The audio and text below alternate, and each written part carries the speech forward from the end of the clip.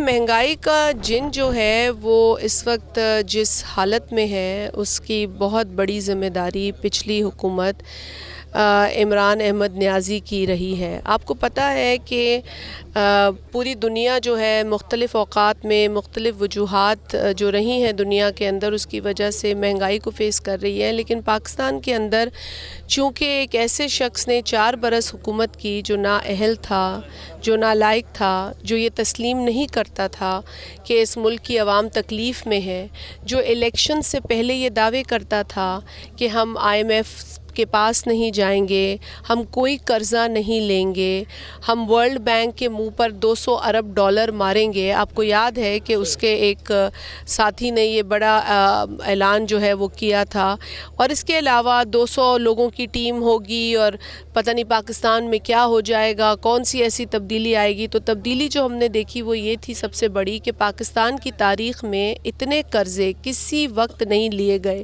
جتنے پچھلے 4 برسوں میں لیے گئے۔ قرضوں کا انبار عمران نیازی نے لگایا۔ اس کے بعد IMF نہ جانے کے جو بڑی بڑی باتیں اور جو اس نہج تک بات پہنچی کہ اس نے کہا کہ اگر جانا پڑا تو میں خودکشی کروں گا، خودکشی اس نے نہیں کی، وہ IMF کے پاس دوڑتا گیا اور IMF کے پاس جا کے جو شرائط جن پر اس نے جو ہے وہ مانا وہ سخت شرائط تھیں، سخت ترین شرائط پر IMF کے معاہدے پر دستخط کیے، اس معاہدے کو ایوان میں زبردستی لا کر اس کو پاس کرایا، اس کی حامی لی گئی۔ اپوزیشن اس وقت کی شور کرتی رہی جس میں ہم شامل تھے کہ جو بھی معاہدہ کریں وہ عوام کی جو تکلیف ہے، جو عوام کی سچویشن ہے اس کو دیکھ کے کیا جائے، ان کی جو پرائیورٹیز ہیں، پاکستان کی جو پرائیورٹیز ہیں ان کو دیکھ کر کیا جائے۔ لیکن اس وقت عمران نیازی کو یہ فکر نہیں تھی کہ پاکستان کے اندر اس معاہدے سے یا اس کی دیگر جو قرضے لینے کی جو اس کو بیماری لگی ہوئی تھی اس سے پاکستان کا کیا نقصان ہوگا۔ آپ کو یاد ہے کہ جب یہ پاور میں نہیں تھا تو بڑے قرضے گنوایا کرتا تھا اور کہتا تھا فی بندہ اتنا قرضہ ہے۔ جب یہ آیا تو اس کے وقت میں ایک شخص پاکستانی کے اوپر لاکھوں کا قرضہ ہو گیا۔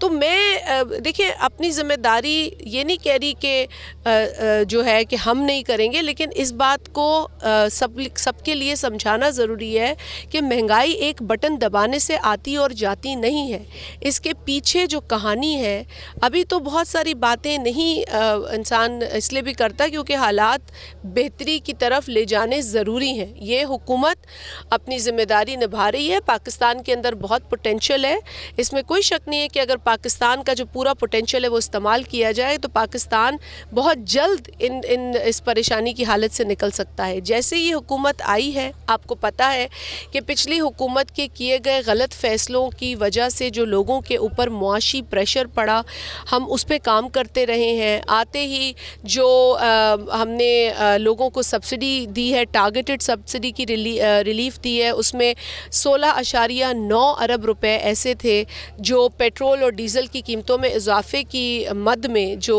غریب ترین طبقے پر فرق پڑا ہے اس کو 2-2 ہزار کی رقم دی گئی۔ اس کے علاوہ بے نظیر انکم سپورٹ پروگرام کے ذریعے آپ کو پتہ ہے کہ فلڈز کے اندر جو صورتحال ہوئی تو 70 ارب روپے کی رقم وزیر اعظم پاکستان نے اس کا اعلان کیا اور بے نظیر انکم سپورٹ پروگرام کے ذریعے 2.8 ملین گھرانوں کو 25,000 فی گھر وہ رقم دی گئی۔ دیکھیے کوشش یہ حکومت اس لیے بھی سمجھتی ہے ضروری ہے کہ عوام جو ہیں ان کی اس وقت جو پریشانی ہے اس کو یہ حکومت اگنور نہیں کر سکتی۔ عمران نیازی تو کہتا تھا کہ جی میں ٹماٹر اور آلو اور پیاز کے داموں کے لیے نہیں بنا، تو پھر تم کس لیے بنے تھے؟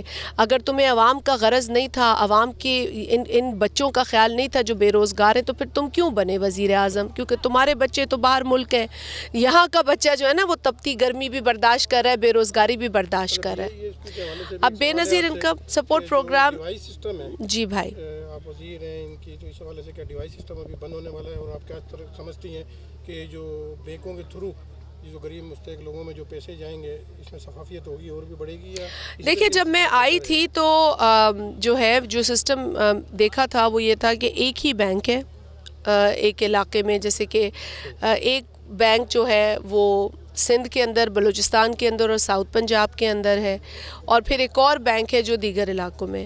تو ہم دیکھ رہے ہیں کہ بینکس جو ہے نا، جو 2 بینکس اس وقت بے نظیر انکم سپورٹ پروگرام کے ساتھ کام کر رہے ہیں، وہ بھی یقیناً ہو سکتا ہے کہ ان پہ بہت زیادہ پریشر ہو، کیونکہ وہ جو ایجنٹس وہ ہمیں دیتے ہیں، وہ جو مشینیں اور ایجنٹس وہ ہمیں دیتے ہیں، یہ ان کی ذمہ داری ہے.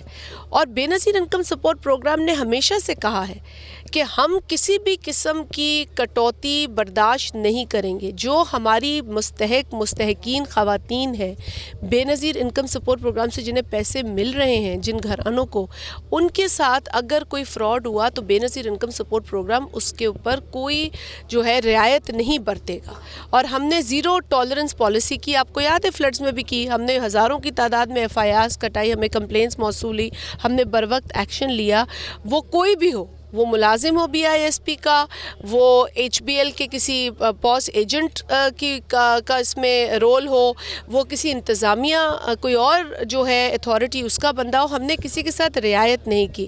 اور آج بھی آپ کے توسط سے بتا دوں کہ جو ڈائنامک رجسٹری ہو رہی ہے اس وقت، جو کہ ایک نیا سروے ہو رہا ہے، وہ بھی مفت سروے ہے، اس میں بھی کوئی 1 روپیہ خرچ نہیں کرنا پڑتا اس مستحق گھرانے کو جو اپنا سروے کرا رہا ہے. اچھا، وفاقی حکومت کا سپریم کورٹ کا ایسا لگ رہا ہے کہ کوئی تصادم ہے بیچ میں، اس کو کیسا دیکھ رہی ہیں؟ یہ مختلف جو ججی صاحبان ہیں جو بینچ ایک ہی دن میں چینج ہو رہے ہیں، ان کو کیا کہیں گے اس حوالے سے؟ دیکھیے، تصادم تو کوئی نہیں ہے. اگر پاکستان کے نہیں، تصادم چلے، 2 الفاظ آپ نے استعمال کیے، نہ تضاد ہے نہ تصادم ہے. میری نظر میں تو اگر آئین کو فالو کرے، پاکستان کا آئین 1973 کا آئین، جس کا ابھی ہم نے حالیہ 10 اپریل کو یوم تاسیس منایا تھا، آپ کو پتہ ہے، وہ ایسا آئین ہے جو متفقہ طور پہ پاس ہوا ہے. وہ ایسا آئین ہے جس کے اندر جو شکیں ہیں وہ پاکستان کی عوام کی فلاح، پاکستان کی عوام جس سسٹم کو یوز کرے گی اس سسٹم کے حوالے سے بڑی کلیئر ہے.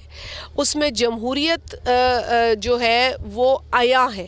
مطلب اگر آپ آئین کو دیکھیں تو اس میں آئینی اداروں کا ذکر ہے، آئینی ادارے جو ہیں ان کے رول کا ذکر ہے، اس کے اندر کون کون کام کریں گے ان کا ذکر ہے. یہاں تک کہ اس آئین کے اندر ان اداروں کے ہیڈز کے یا ان اداروں میں جو لوگ کام کرتے اپنے پوزیشنز پہ، ان کے حلف نامے بھی موجود ہیں.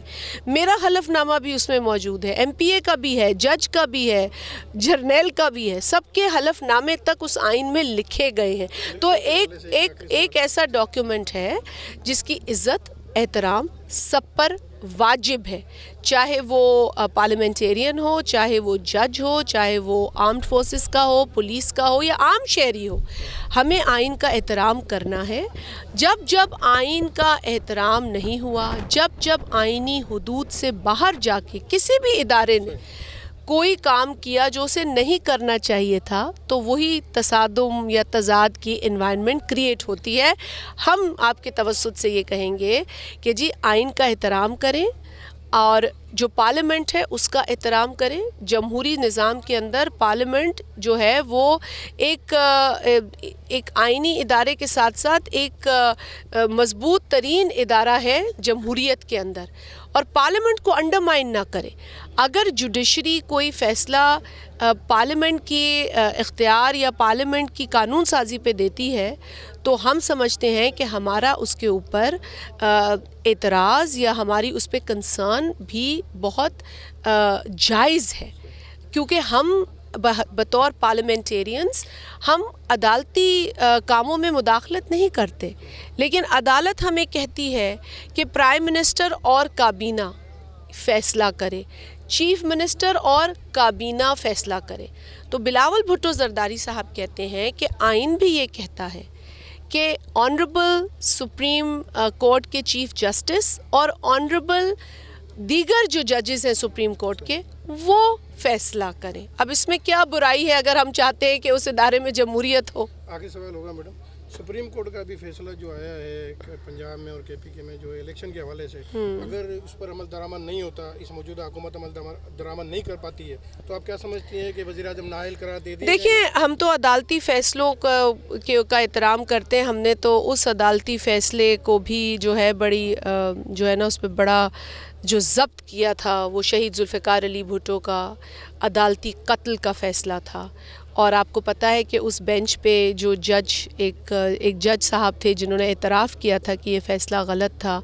आप जानते हैं कि किस तरीक़े से शहीद जुल्फ़िकार अली भुट्टो को कत्ल करने का मंसूबा लाहौर की कोर्ट से शुरू हुआ ना, मौलवी मुश्ताक से लेकर फ़ैसला आने के बाद सुप्रीम कोर्ट में अपील को रिजेक्ट करना, वहाँ ऐसा बेंच खुद बनाना जो भुट्टो साहब को फांसी दे।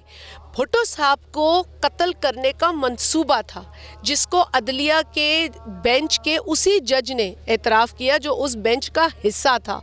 और 2012 में आसिफ अली जरदारी साहब ने बतौर सदारती रेफरेंस इसी सुप्रीम कोर्ट को भेजा।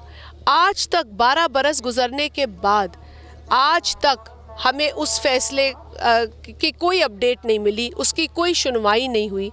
तो जो आप बात कर रहे हैं कि अदालती फ़ैसला, भाई कब तक हम अदालती फ़ैसलों को इसी तरीक़े से तस्लीम करेंगे? जो अदालत के अंदर 91,000 लोगों के केसेस पड़े हैं, क्या वो लोग नहीं हैं? क्या वो जस्टिस नहीं मांगते? वहाँ तो कई केसेस ज़मानतों के पड़े हैं, लोगों की ज़मानतें नहीं हो रही क्योंकि अदालत वो केस नहीं सुनती। तो हम तो चाहेंगे कि अदालत अपना काम करे, आइनी जो उनके दायरे हैं उसमें करे, इलेक्शन कमीशन अपना काम करे जो आइन उनको पाबंद करता है करने की, और इसी तरीक़े से हर इदारा अपना अपना काम करेगा तो पाकिस्तान में अमन ही होगा। क्योंकि पाकिस्तान में इंतशार जो है वो पाकिस्तान की तरक्की का दुश्मन है। जो लोग इस मुल्क में इंतशार फैलाते हैं, मेरी नज़र में वो इस पाकिस्तान की तरक्की नहीं देखना चाहते। इलेक्शन जल्द होंगे, जो आइनी तरीक़ा है उसके तहत होंगे। हमें तो हमेशा लगता है कि हम तैयार हैं आवाम के बीच में जाने के लिए, आवाम के बीच में रहने के लिए। और जब हम इलेक्शन लड़ते हैं और अल्लाह के करम से और आवाम की सपोर्ट से जीतते हैं तो उस पार्लियामेंट में लोगों की नुमाइंदगी करते हैं। हम 6 हलकों से लड़कर अपनी ज़िद पूरी नहीं करते। हम करते हैं अगर इलेक्शन, लड़ते हैं अगर इलेक्शन, तो खिदमत के लिए लड़ते हैं। बहुत शुक्रिया। मज़ीद ख़बरनि ऐं तफ़सीलात लाइ विज़िट कयो असांजी वेबसाइट www.awamiNewsHD.com ऐं ॾिसंदा रहो अवामी न्यूज़ HD।